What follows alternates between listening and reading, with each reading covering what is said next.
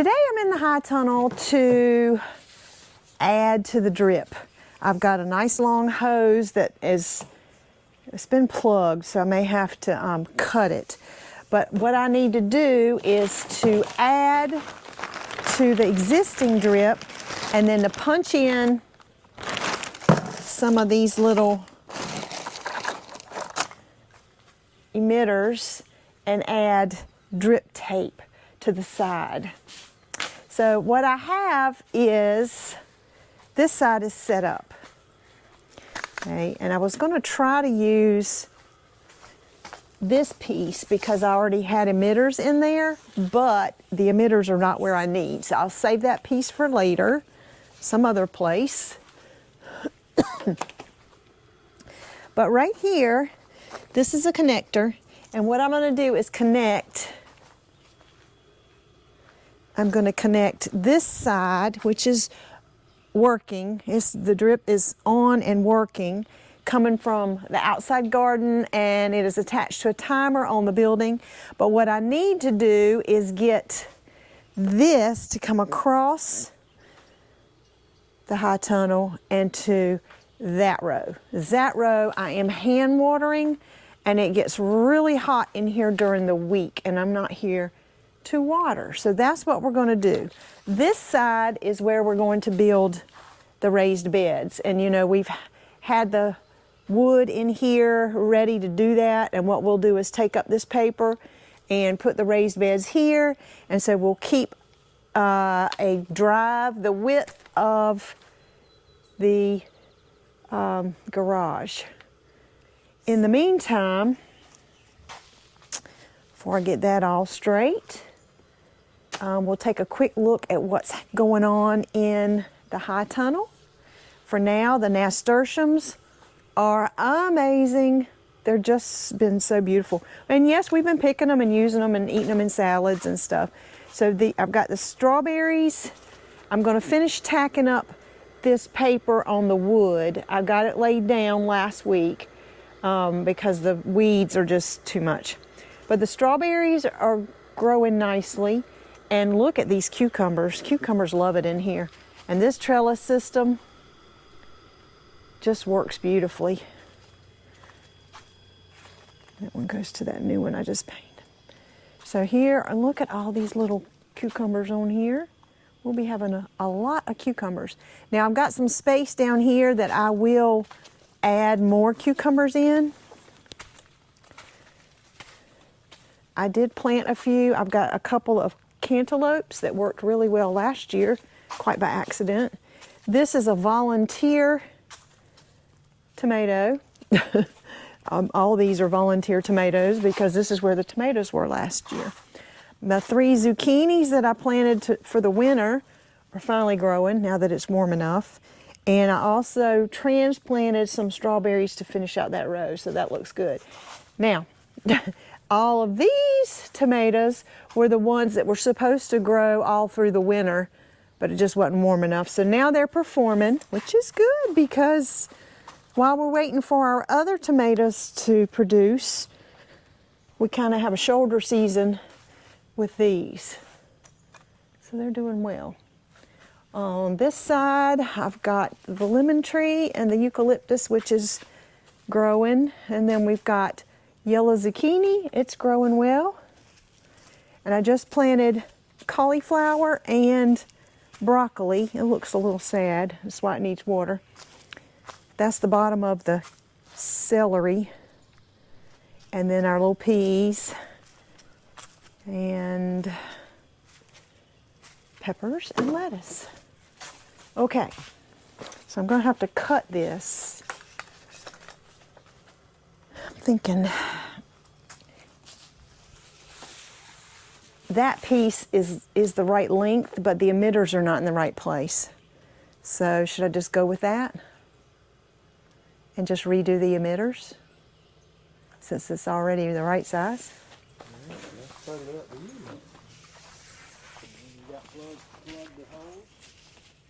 Yeah, I'll have to do what I did there, is run a little bit of flat drip on it and tuck it in. See, like this one is right here. I can tuck them in. So, but they are long enough. This one is the right length. It's just got emitters in the wrong spot. Which is not cool. It's not that much work.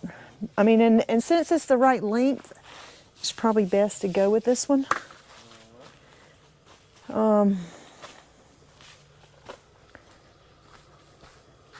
And now I have the kind of connector that we used out there that wasn't the right kind, but I've got the right kind too. So this connects tape to tape. This connects hose to hose. Okay.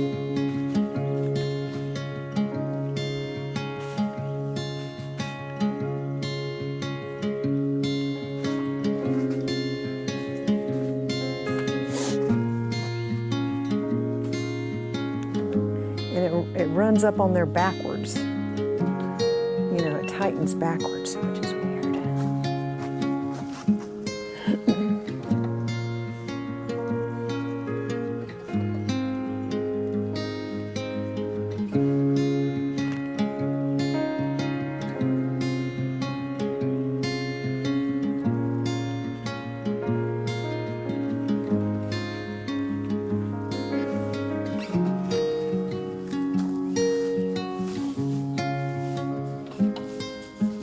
Get it on, but I couldn't get it on and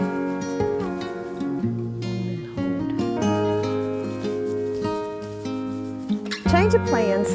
Because this piece of hose was already the right size, I just decided to go with it, just leave it. I've got 2 emitters in the wrong place, but what I can do is shut those off. So that's what I'm going to do now and see how it works.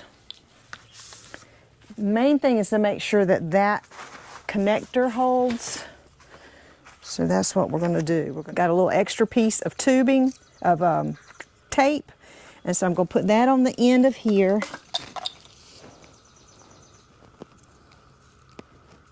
And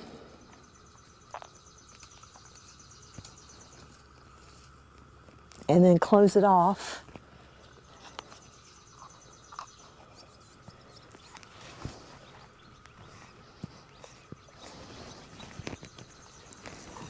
And it just screws over top of it. Kind of a simple process, but it is a process. You know. There. Bend it off. And put an end cap on it. All right, so that one should be good. All right, we're going to cut us another little piece. And we're going to close this one.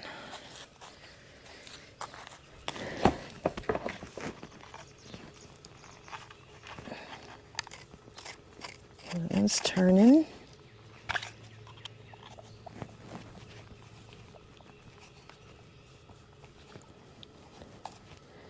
Get that one tight. And we're going to bend that one over and close it off. Okay, so you keep an eye on it while I go and turn it on.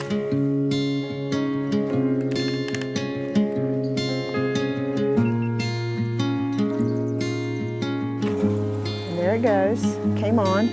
So it's only going to run for 2 minutes, which is going to give me enough time. See the app showing me that's running. Will give me enough time to see if there's a problem, but not too much time to flood. It is working.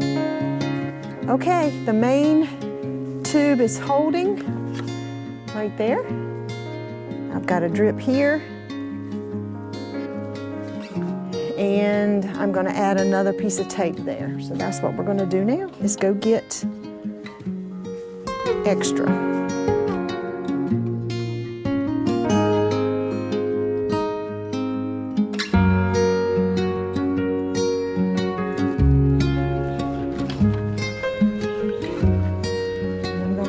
Something about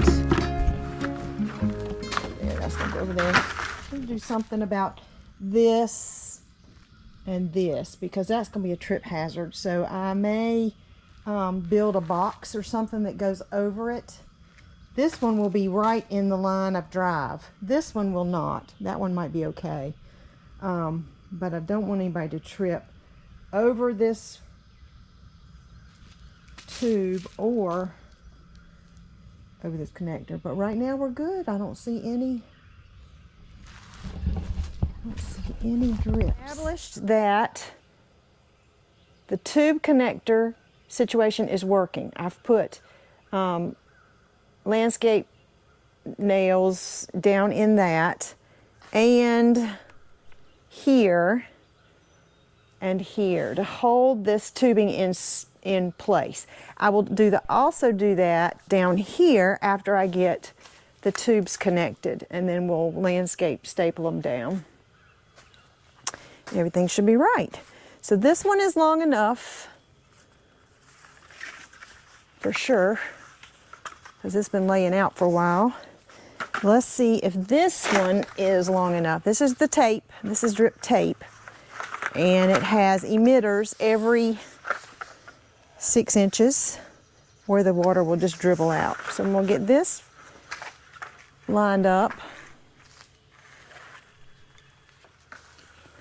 I maxed out the drip system when all this was garden, so I know that everything I use that's in the shed is okay for this system.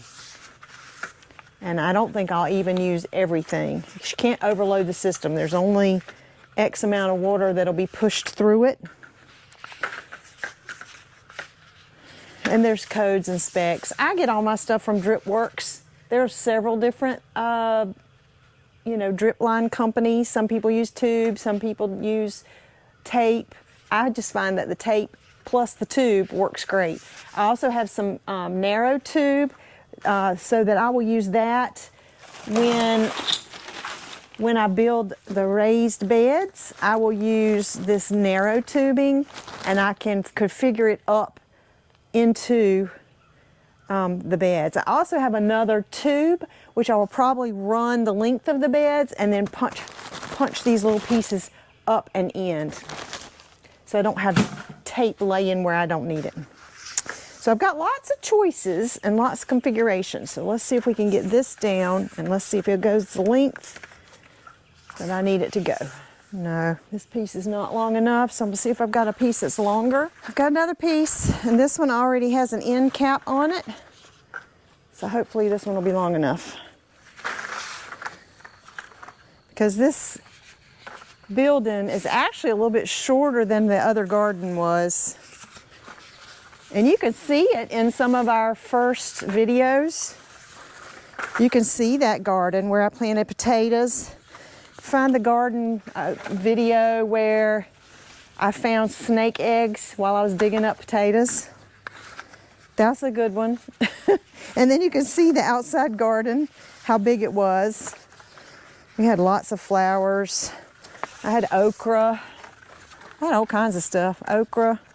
I tried corn. I wasn't very successful with corn yet. Not giving up on anything. I'm gonna have to add just a smidge to it. You have several choices with drip tape. You can lay it with your emitters up, or you can lay it with your emitters down. You can keep it above ground, or you can bury it. Now, for my purposes in the high tunnel, I like the emitters up. I can see what's working that way, and I also like them exposed. I don't want to have it buried. I don't care if you see the drip line in here, because this is not a beautification project. You know, out in your landscape, you don't want to see drip tape, but in this high tunnel, it's okay. So I expose it so that I can see when I have, a failure, so I can fix it. And I found the perfect piece. I found one that has an emitter to go into the hose, and I found one that has a coupler to go to the end of that drip. So that one was perfect. Now, is it going to be the right length? I don't know. Oh, it's just going to be a tad short. It's just going to be a tad this much short. Okay, I am going to have to add a coupler. I've got 2 pieces. That one is also too short. I'll just cut this one, make it work.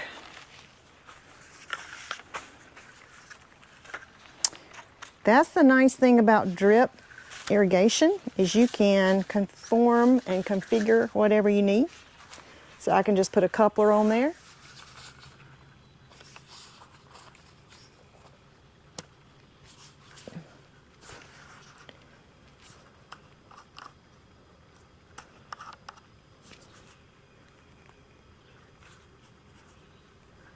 Now, let's hook it to this one. I'm just going to cut it below or above an emitter. Tighten that in and screw it on real tight. Or close to it. I'm going to come back and tack it down, but for right now, I just want to make sure it's long enough.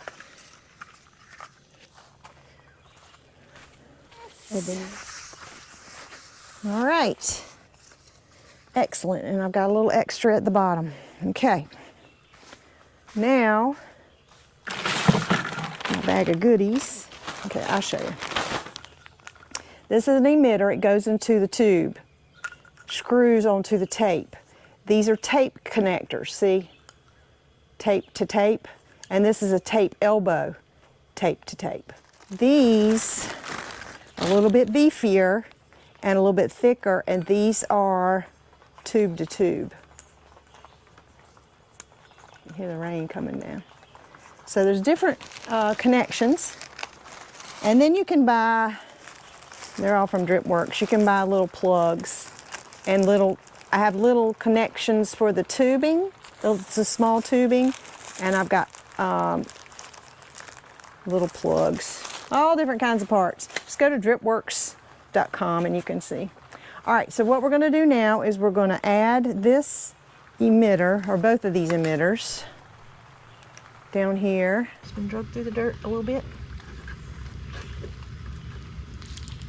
Okay, so I'm going to punch a hole with the punch right here into my tube, which is real thick, and it pops. You can hear it pop, and then you, whoa, see, I got water in there, and then you push the connector in until it pops. Okay, that one's in, and then you can turn it. All right, so let's get this next one in.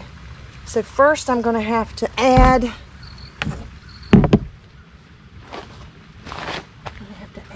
a little connection here. So it's going to have to cut it.